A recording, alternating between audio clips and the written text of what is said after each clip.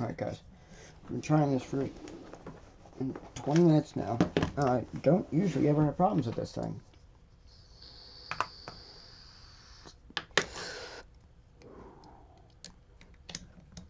My classic little cloud here that I think I'm just going to start adding to every video just because. There's one. This is a multi-lock C8 with interactive core. I don't know if I said that since I started filming again. It's actually a smooth keyway interactive too, which is weird. I guess they made smooth keyways for a little while. And then multi-lock did away with them. I'm using a 7. I need this multi-pick 5 flag to set pin 2 because it's so deep most of the time.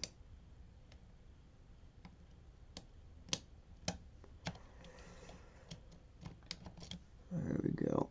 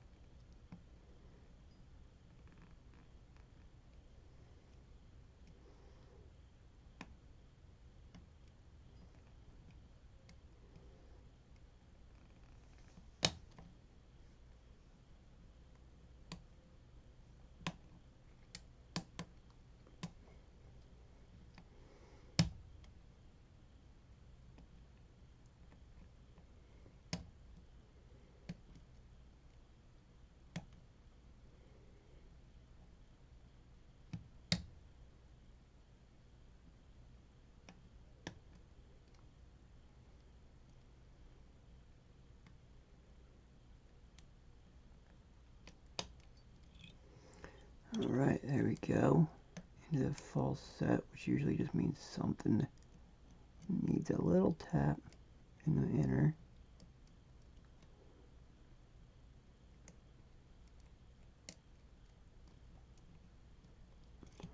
Which one is it?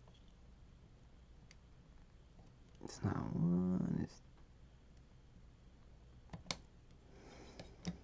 2. Here we go. Open. Alright. Let's turn this back. Lock this back up. No, yeah.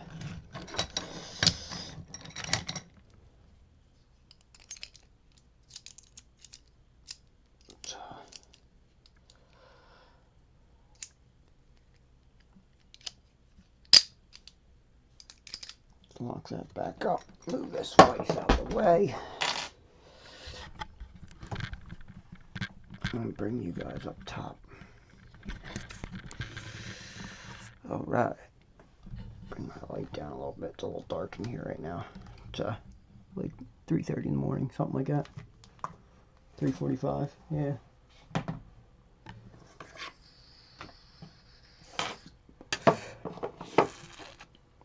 Alright, so I'm going to gut and reassemble this on camera.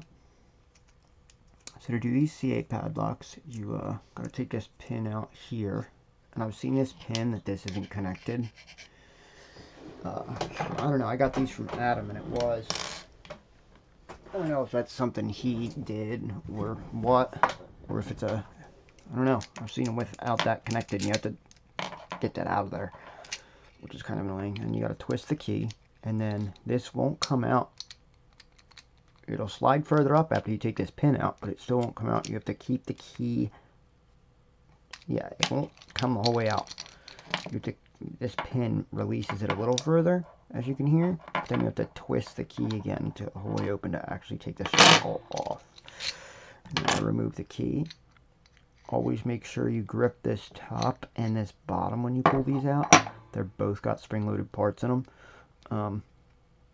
I like to hold the top and just pull this spring real quick.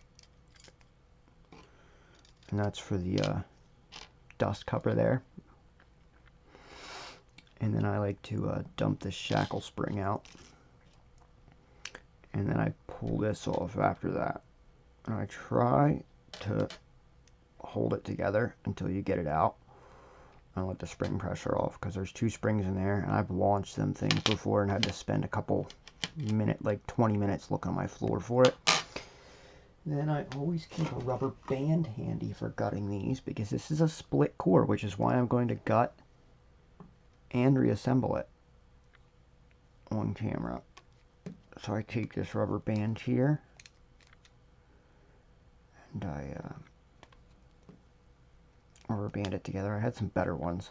I used some of my girlfriend's little hair tie rubber bands. They worked great, but I don't have any right now.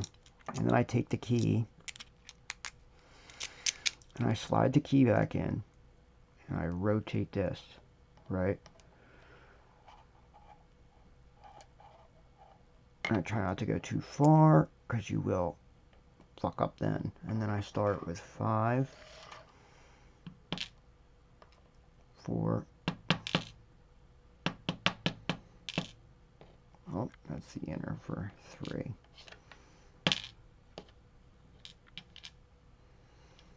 That's the outer for 3. Alright, then I just try and slide this out the way a little bit without moving this Bible, which can sometimes be a challenge. Don't turn those too far, because you'll drop into them other holes too. And then I go 2 and 1. And then what I do is I just turn it back and let the drivers drop in.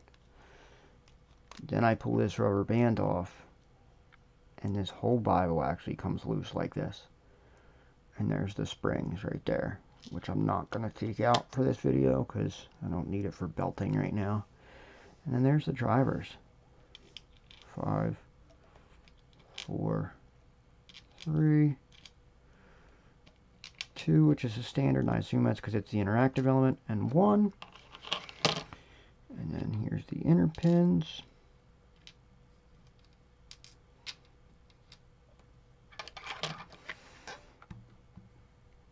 And there's all those pins.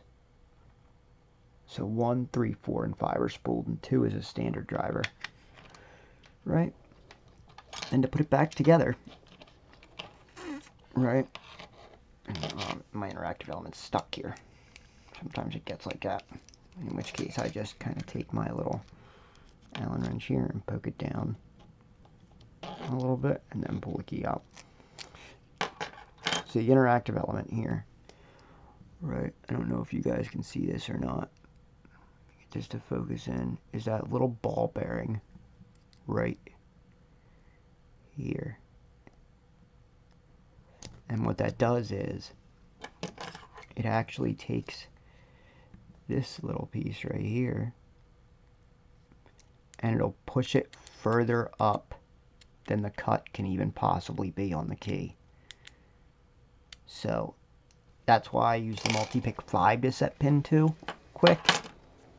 I'm lucky and it binds first. So I do that.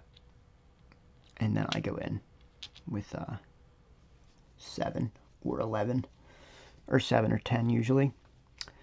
So to get this back together though, way easy. It's way annoying actually. So put all these pins back in quick. Do this with my tweezers.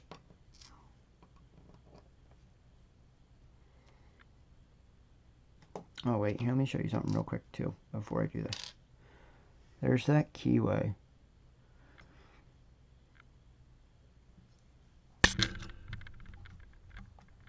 And as you can see, it's perfectly smooth. There's no warding in there anywhere.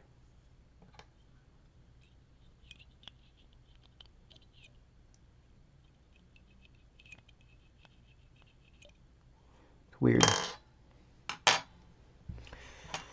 I guess they didn't make this smooth keyway for long because it's susceptible to foil impressionings.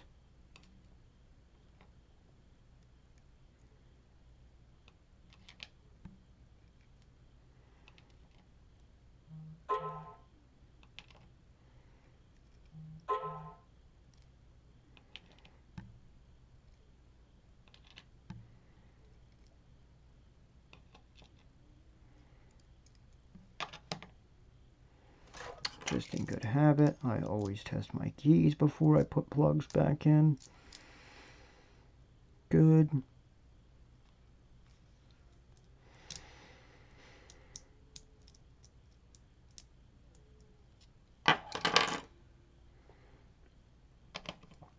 Now here's where the challenge is, right? So this little groove actually sits in here. So the only way I've really found to do this is to just load all these in under spring pressure with your finger. I actually got this video done and then had to redo it. Ooh, look at me putting that in the wrong place.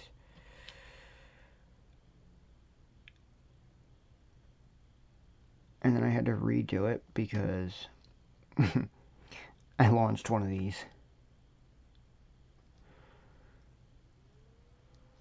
So, yeah, just be careful when you do this, because it sucks. Right? And here's the only way I've really found to do this. You just kind of got to throw it on there, right? And I get it locked into place, and then do the same thing as I did with the rubber band, and kind of slide it in so they all click in. Take it, put it in there, bang. I always test with a key again. Cool.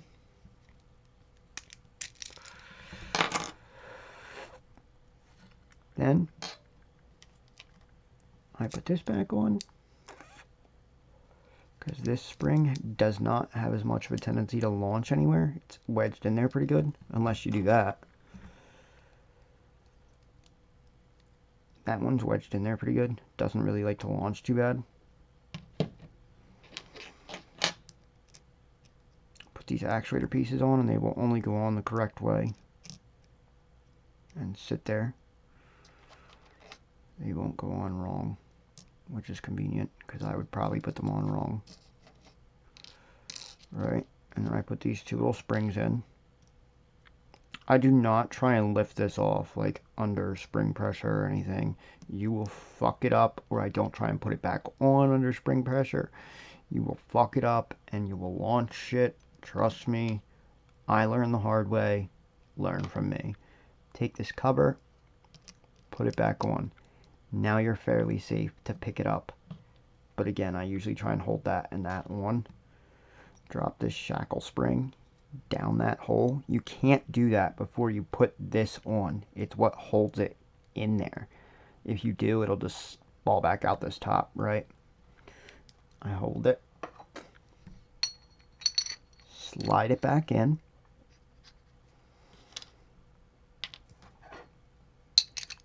shackle, key,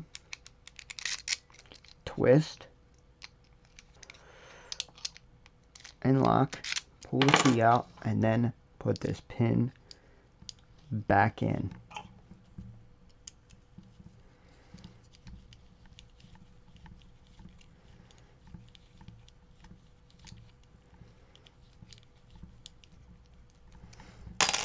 There we are. And I actually have two of these. I have a classic that has spooled drivers, and I have an interactive that has spooled drivers, and a classic that has serrated drivers. These are the C8 padlocks.